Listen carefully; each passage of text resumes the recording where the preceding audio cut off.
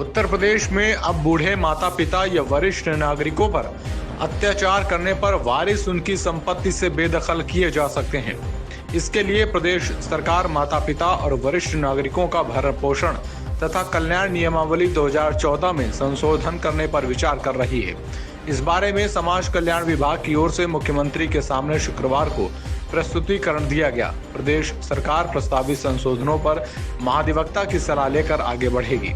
UP ने केंद्र सरकार के माता पिता और वरिष्ठ नागरिकों का भरण पोषण तथा कल्याण अधिनियम 2007 को स्वीकार करते हुए वर्ष 2014 में नियमावली लागू की गई है। राज्य सप्तम विधि आयोग ने इस नियमावली में संशोधन की सिफारिश की। आयोग का मानना है कि यह नियमावली केंद्रीय अधिनियम के उद्देश्यों को हासिल करने के लिए पर्याप्त साबित नहीं हो रही। अभी नियमावली के तहत बुजुर्गों का ध्यान न रखने पर प्रतिमाह अधिकतम 10,000 रुपए भरण पोषण भत्ता देने या 1 माह की सजा का प्रावधान है। इसलिए सप्तम विधि आयोग ने नियमावली के नियम 22 में 3 उपधाराएं जोड़ने की सिफारिश की है। इसमें वरिष्ठ नागरिकों का ध्यान न रखने पर बच्चों या नातेदारों को उस संपत्ति से बेदखल करने के प्रावधान की बात की गई है जिस पर वरिष्ठ नागरिकों का कानूनी अधिकार हो। उच्च पदस्थ सूत्रों के मुताबिक प्रस्तावित संशोधन के लिए कैबिनेट की मंजूरी आवश्यक होगी। वरिष्ठ नागरिकों की समस्याओं की सुनवाई के लिए हर तहसील में एसडीएम की अध्यक्षता में अधिकरण और जिले में डीएम की अध्यक्षता में अपील अधिकरण है। प्रस्तावित संशोधनों में कहा गया है कि वरिष्ठ नागरिक अपनी संपत्ति से किसी की बेदखली के लिए अधिकरण को आवेदन दे सकते हैं। अगर वरिष्ठ नागरिक स्वयं आवेदन करने में असमर्थ हैं, तो कोई संस्था भी उनकी ओर से ऐसा आवेदन दाखिल कर सकती है।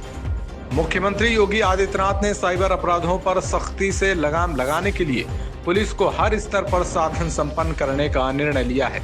शनिवार को प्रदेश में साइबर सुरक्षा प्रबंधों की समीक्षा करते हुए मुख्यमंत्री ने निर्देश दिए कि वर्तमान में परिक्षेत्रीय स्तर पर संचालित साइबर क्राइम पुलिस थानों को अब सभी 75 जिलों तक विस्तार दिया जाए और वर्तमान में जिला स्तर पर संचालित साइबर सेल को आगे बढ़ाते हुए हर एक थाने में साइबर सेल गठित किया जाए। मुख्यमंत्री के इस निर्देश के बाद आगामी 2 माह के भीतर प्रदेश में 57 नए साइबर क्राइम थानों की स्थापना होगी, जबकि हर थाने में साइबर हेल्प डेस्क के अलावा साइबर सेल भी क्रियाशील होगा। सभी साइबर पुलिस क्राइम थाने स्थानीय पुलिस लाइन में स्थापित किए जाएंगे। समीक्षा बैठक में मुख्यमंत्री ने कहा कि हाल के समय में तकनीकी के दुरुपयोग से अपराध की प्रवृत्ति भी बदली है। आज customer care fraud, pension fraud, बिजली bill fraud, work from home fraud, sextortion fraud, loan app fraud जैसे कई तरीके के फ्रॉड देखने को मिल रहे हैं। आम आदमी इसका सीधा शिकार हो रहा है। इससे बचाव के लिए हमें हर स्तर पर सतर्कता बरतनी होगी। मुख्यमंत्री ने कहा कि साइबर अपराधों से बचाव के लिए जागरूकता सबसे अहम माध्यम है। हमें स्कूली पाठ्यक्रमों में भी इसे शामिल करना चाहिए। इसके अलावा बीएसए डीआईओएस को मास्टर ट्रेनर के रूप में प्रशिक्षित करते हुए चरणबद्ध तरीके से प्रधानाचार्यों और शिक्षकों और फिर विद्यार्थियों व उनके अभिभावकों को जागरूक किया जाए। मुख्यमंत्री ने जागरूकता सामग्री तत्काल तैयार कर इसे क्रियान्वित करने के निर्देश दिए। वहीं साइबर अपराधों के अन्वेषण व विवेचना के लिए पुलिस बल के विधिवत प्रशिक्षण की आवश्यकता बताते हुए मुख्यमंत्री ने कहा कि हर जिले से 5 पुलिस अधिकारियों को राज्य स्तर पर प्रशिक्षित किया जाए। प्रशिक्षित पुलिस अधिकारियों द्वारा अपने जिले के प्रत्येक थाने से 5 निरीक्षक व उप निरीक्षक को साइट ट्रेन पोर्टल पर उपलब्ध कोर्स के संबंध में प्रशिक्षण दिया जाए। मुजफ्फरनगर के नेहा पब्लिक स्कूल में छोटे बच्चों की पिटाई का वीडियो पूरे देश को झकझोर दे रहा है। वीडियो में महिला टीचर एक मुस्लिम बच्चे को क्लास में खड़ा कर दूसरे बच्चों से थप्पड़ लगवा रही है। तृप्तो त्यागी नाम की ये महिला असल में उस स्कूल की प्रिंसिपल है। वीडियो में वह किसी से बात करती दिख रही है और कई आपत्तिजनक शब्द बोल रही है। वीडियो में अपशब्द भी सुनाई देते हैं। सोशल मीडिया पर ये वीडियो शेयर होने लगा तो लोग कांप उठे। हैरान थे कि धर्म की नफरत ऐसी गहरी घर कर गई है कि स्कूल और छोटे बच्चे भी शिकार हो रहे हैं। बच्चे के पिता का कहना है कि ये कोई हिंदू मुस्लिम का मामला नहीं है। तृप्ता त्यागी का कहना है कि बच्चा होमवर्क करके नहीं लाया था, इसकी सजा दी गई थी। वीडियो एडिट करके फैलाया जा रहा है। पुलिस ने घटना की शिकायत दर्ज कर ली है। वीडियो में दिख रहे बच्चे के पिता ने कहा, मेरा बेटा 7 साल का है। ये घटना 24 अगस्त की है। शिक्षक ने छात्रों से मेरे बच्चे को बार बार पिटवाया। मेरे भतीजे ने वीडियो बनाया और किसी काम से स्कूल गया था। मेरे 7 साल के बच्चे को 1-2 घंटे तक प्रताड़ित किया गया था। वो डरा हुआ है। यह कोई हिंदू मुस्लिम का मामला नहीं है, हम चाहते हैं कि कानून अपना काम करे। महिला प्रिंसिपल तृप्ता ने बताया, वीडियो को एडिट करके वायरल किया गया है। मैं विकलांग हूँ, इसलिए मैंने अन्य 2-3 छात्रों से पिटाई करवाई ताकि वह होमवर्क कर ले, क्योंकि परीक्षा आने वाली है। मुजफ्फरनगर पुलिस की ओर से एक बयान जारी किया गया। इसके अनुसार खुब्बापुर गांव स्थित स्कूल की अध्यापिका द्वारा एक छात्र के स्कूल का कार्य न करने पर उसे कक्षा के अन्य छात्रों से पिटवाने और उसके खिलाफ आपत्तिजनक टिप्पणी करने की घटना के संबंध में पीड़ित छात्र के परिजनों की तहरीर पर मंसूरपुर पुलिस द्वारा सुसंगत धाराओं में मामला दर्ज किया गया है। डीएम अरविंद मलप्पा ने इस मामले पर कार्रवाई का आश्वासन दिया है। LKG में पढ़ता है, 7 साल का। ये परसों हुई घटना 24 तारीख में।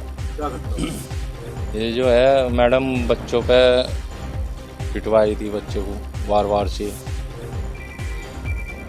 ये जो है वीडियो बना ली। हमारा भतीजा किसी कार्य के लिए गया था स्कूल में, उन्होंने देखा है बच्चों को टॉर्चर करवा रही।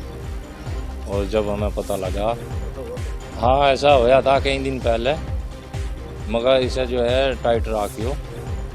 लेकिन मैडम ही मार सके थी बच्चे को, या एक आध बच्चा जो सीनियर होता है वो मार देता, कोई हमें मलाल नहीं होता।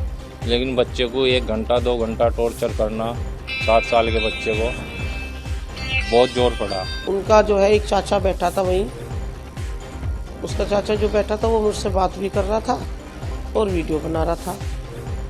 तो उसमें मैंने एक लाइन कही थी कि जितनी भी मोमडन माएँ हैं वो अपने बच्चों को मामाओं के यहाँ मत लेके जाओ, क्योंकि एग्ज़ाम आने वाले हैं और बच्चा जो है एग्ज़ाम नहीं दे पाता, हमारे स्कूल का लॉस होता है पढ़ाई का।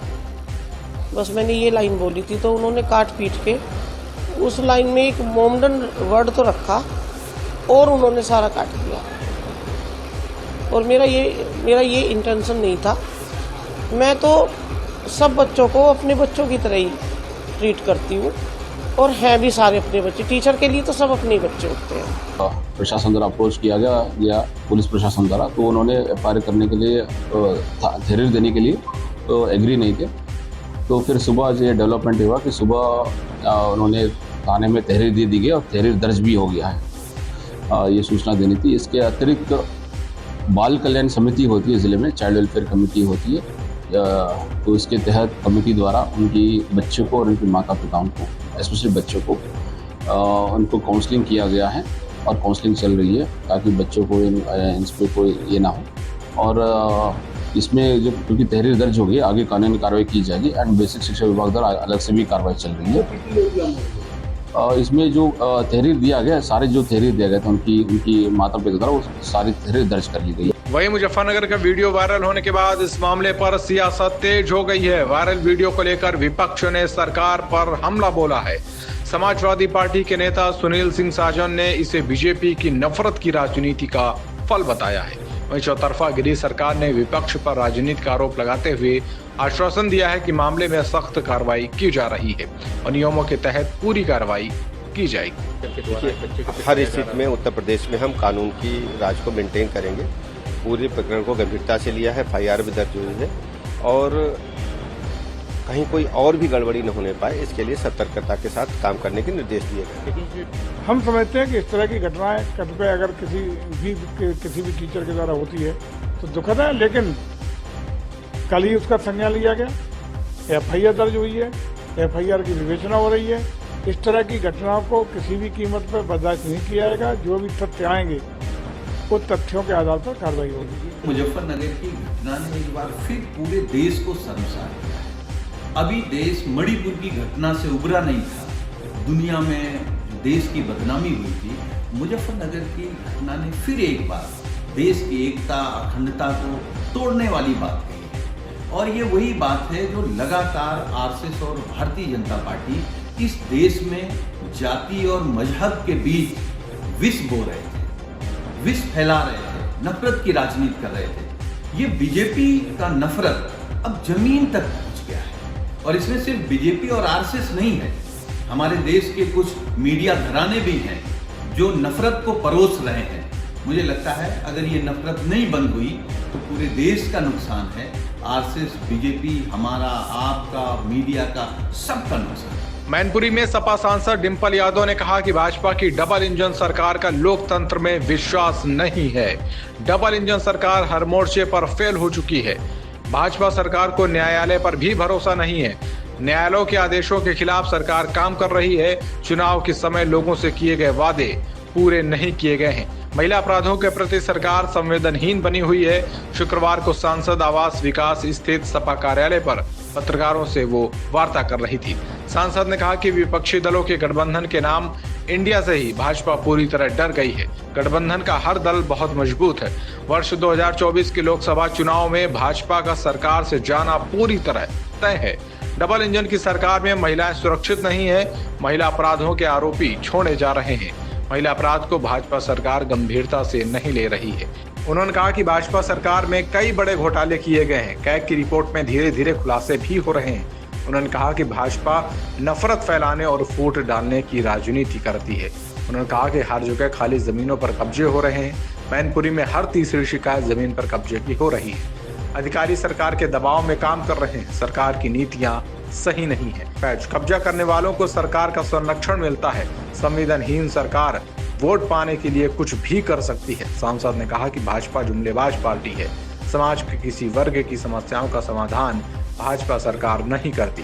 भाजपा सरकार केवल पूंजीपतियों का हित देखती है। महिला, किसान, युवा की समस्या का कोई समाधान नहीं हुआ है। भाजपा सरकार में महिलाएं सुरक्षित नहीं है। सपा की नीतियां समाज के कमजोर वर्ग के लिए थी, जबकि भाजपा की नीतियां पूंजीपतियों के लिए हैं। सांसद ने कहा कि 2024 के चुनाव के बाद भाजपा का सरकार से जाना पूरी तरह तय है। लोग भाजपा की हकीकत जान चुके हैं। देश में भाजपा विरोधी माहौल बन चुका है। 2024 के चुनाव में मतदाता भाजपा को सबक सिखाएंगे। तमिलनाडु के मदुरै रेलवे स्टेशन के पास जिस रेल कोच में आग लगने की घटना हुई उसमें सीतापुर के 10 लोग मौजूद थे। इन सभी की बुकिंग विजयलक्ष्मी नगर स्थित वसीन टूर एंड ट्रेवल से की गई थी। 17 अगस्त से लेकर 30 अगस्त तक ये यात्रा प्रस्तावित थी। हादसे में जिले के शत्रुदमन सिंह की मौत की सूचना मिली है। जिले के आदर्श नगर निवासी मिथिलेश भी इसी ट्रेन में थे। उनकी भी मौत की पुष्टि हो गई है। उन्हें आज रामेश्वरम के दर्शन करने थे, लेकिन इस हादसे की खबर आई। हादसे की खबर मिलते ही उनके घर में कोहराम मच गया।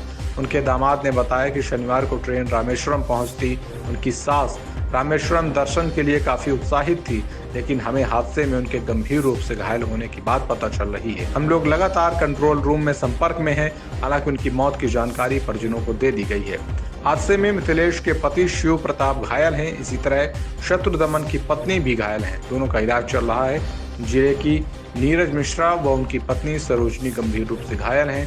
शिव प्रताप की साली सुशीला सिंह भी गंभीर रूप से घायल हैं। सीतापुर एसडीएम सदर ज्ञानेंद्र द्विवेदी के स्टेनो अशोक प्रजापति व उनकी पत्नी अलका प्रजापति भी ट्रेन पर सवार थी। वो दोनों सुरक्षित हैं। जानकारी के मुताबिक लखनऊ से रामेश्वरम जा रही इस ट्रेन के प्राइवेट पार्टी कोच में आग लगी थी।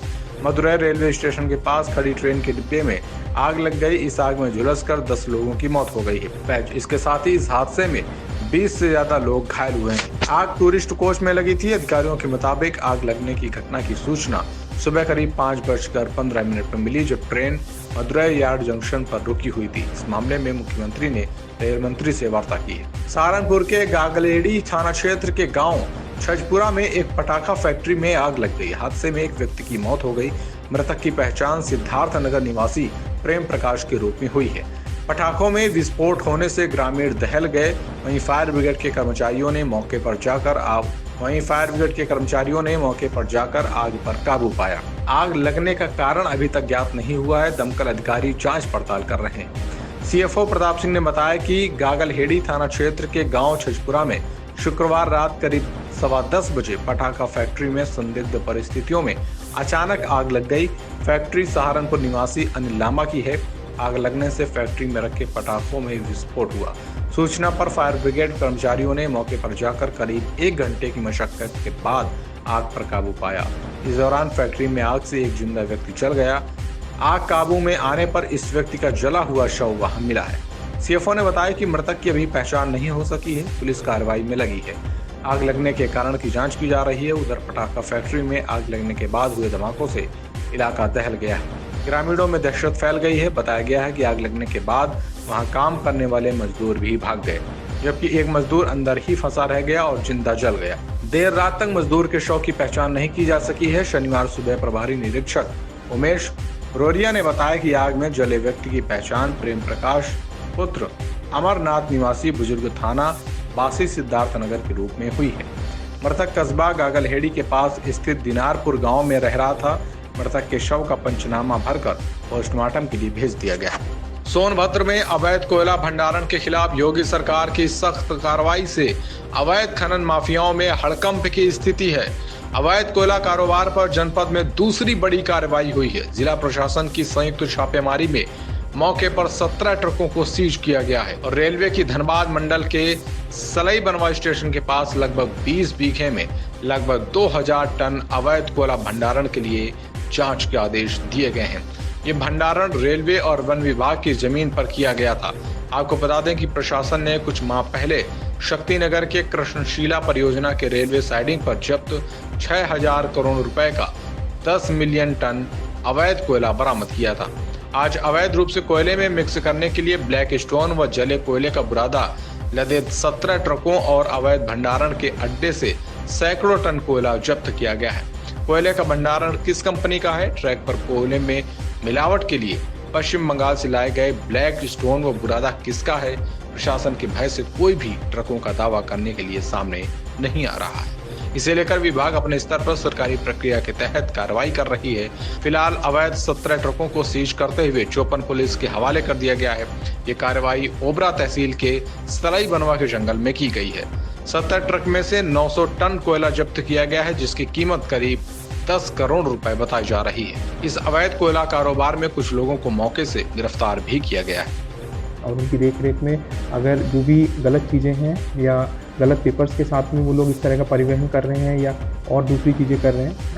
हालांकि इस संबंध में हम लोगों की पूर्व में बैठक हो चुकी है रेलवे के साथ में भी कि किसी भी तरह का वहाँ पे डंपिंग ना हो विदाउट स्टॉक लाइसेंस के, जहाँ पे उनको भंडारण लाइसेंस मिले तब जाके पूरा वहाँ पे मतलब पूरा तरह से भंडारण हो नियमों के तहत। तो वो सारी चीज़ें करने के लिए बताया गया था, लेकिन शायद उस पर कहीं ना कहीं अभी कमी रह गई है। तो इसी चीज़ को पूरा देखने के लिए एडम साहब को भेजा गया है और उनके नेतृत्व में जो भी विधिक कार्रवाई होगी हम लोग उसको पूरी अच्छी तरह से करेंगे। और इसमें अगर किसी स्तर पर, भले वो थाने स्तर पर हो या तहसील स्तर पर हो या विभाग के स्तर पर हो, अगर कोई कार्रवाई बरती गई है तो उन संबंधित अधिकारियों से स्पष्टीकरण प्राप्त करके उनके खिलाफ भी हम लोग कार्रवाई करेंगे। आजमगढ़ जिले में दबंग पड़ोसियों ने महिला ग्राम प्रधान को लाठी डंडे से पीटा है और वो जमीन पर गिरकर लगातार चिल्लाती रही। पूरा मामला आजमगढ़ जिले के रौनापार थाना क्षेत्र के जमीन रसूलपुर का है, जहां ग्राम प्रधान लक्ष्मी देवी को गांव के कुछ दबंग लोगों ने जमीनी विवाद को लेकर गाली गलौज की। इसके बाद आधा दर्जन की संख्या में दबंगों ने घर में घुसकर मारा पीटा और हाथ में लाठी डंडा लेकर दौड़ा लिया और महिला पर टूट पड़े। दबंगों ने महिला प्रधान के साथ साथ परिजनों को भी पीटा है। घायल महिला प्रधान प्राथमिकी दर्ज करने के लिए तहरीर दी है। पुलिस तहरीर के आधार पर कार्रवाई की बात कह रही है। लक्ष्मी देवी प्रधान है, उनके और उनके पड़ोसी के बीच में रास्ते में छज्जा निकालने को लेकर आपस में विवाद हुआ था, जिसमें दोनों पक्षों में मारपीट हुई। इस प्रकरण में मुकदमा अपराध संख्या 282/23 धारा 323, 506, 354B, 452 और 34 IPC का वहाँ कायम किया गया है। इस प्रकरण में 7 लोग नामजद किए गए थे, जिसमें 4 की गिरफ्तारी की जा चुकी है। जल्द ही सभी अभियुक्तों के विरुद्ध कार्रवाई कर पुलिस इनको रिमांड हेतु प्रस्तुत करेगी व जल्दी चार्जशीट करेगी। बांदा की मंडी समिति में कुछ युवाओं पर एक परिवार के कुछ लोगों ने लाठी डंडों से हमला कर दिया। घटना मंडी समिति के पास सब्जी मंडी की बताई जा रही है। वीडियो में सरेआम लाठी डंडे और थप्पड़ों की बरसात साफ देखी जा सकती है। देखते देखते मौके पर भारी भीड़ भी जमा हो गई। पूरी घटना कैमरे में कैद हो गई है, जिसका वीडियो तेजी से वायरल हो रहा है। सोशल मीडिया पर वायरल वीडियो को संज्ञान में लिया गया है। 2 पक्षों में आपस में मारपीट की जा रही है, जिसकी तस्दीक कराई जा रही है और नियमानुसार उनके खिलाफ वैधानिक कार्रवाई की जाएगी।